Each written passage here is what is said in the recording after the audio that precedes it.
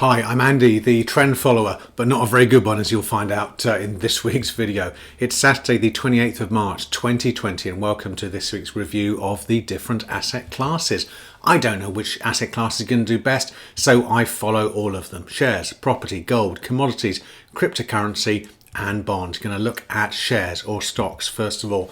And you will remember that a couple of weeks ago I had a sell signal because the graph closed below the green line. I tried to sell the shares on the following Monday after that weekend, but my broker couldn't sell them, even though it's a widely traded share. It's an investment trust. So I cancelled the sell order until last week when they did sell. So now I'm in cash, which is where I should be with this sector. Let's look at property next, and my property investment also fell below the green line, but it fell so much and in such a short space of time that I can't face selling it. At one point it was down 50%. Wow, it would have been good with hindsight to have had a trailing stop in place just below the green line that I moved up it a little bit each week so that ka-ching, the investment would be exited.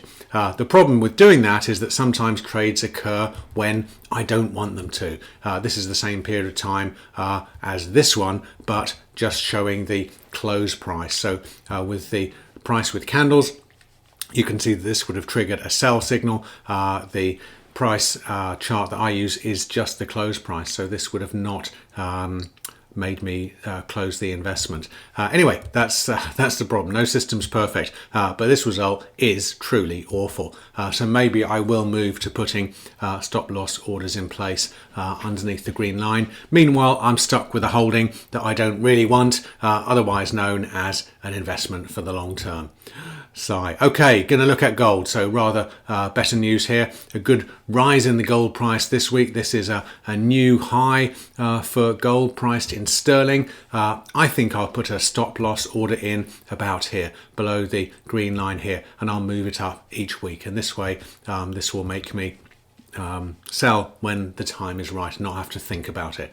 Commodities are the next asset class, and the question I'm asking is, has this hit rock bottom? You'll remember me wondering this a couple of weeks ago when the price was here, and I was thinking of making a little bit of a purchase, but then the following day it fell even further. Fortunately, I hadn't bought, but now I know this isn't trend following. I have bought a little bit down at this price. I think this is the same price that this investment was about 35 years ago. I may drip feed into it over the next few weeks because of course it may fall further. I don't know what's going to happen in the future, but looking at the price, it has potential to do very well.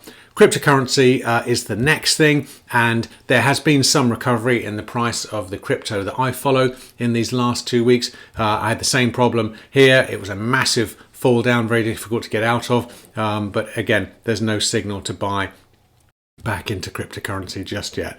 I don't trade in and out of bonds. I just remain invested in 3 differently denominated bond ETFs, one in pounds, one in euros and one in US dollars.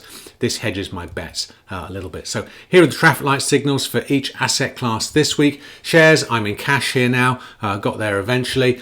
Okay, property, I should be in cash, but I'm not. I'm invested in my nice long-term investment. Wonderful. Gold, I'm staying invested, no change here. No buy signal yet for commodities, even though I have bought a little bit. Cryptocurrency, again, no signal to buy back into crypto just yet.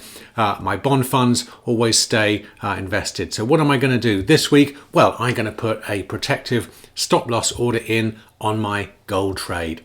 Do you want to see a weekly update and find out what I'm doing week by week? If you do, make sure you sign up to my email list. I'm not a financial advisor. I'm just a regular person, much like you. I go to work each week and have a job. Well, I would if I was not on furlough. And yeah, so I'm not making any claims about how this might do. If you copy me, you are risking your own money. Don't hold me responsible. You can see how difficult trend following really is. These videos and my chat is just about what I'm doing. It's not advice. Okay, have a great week. I'll do another video for you next weekend. Thanks for watching and bye for now.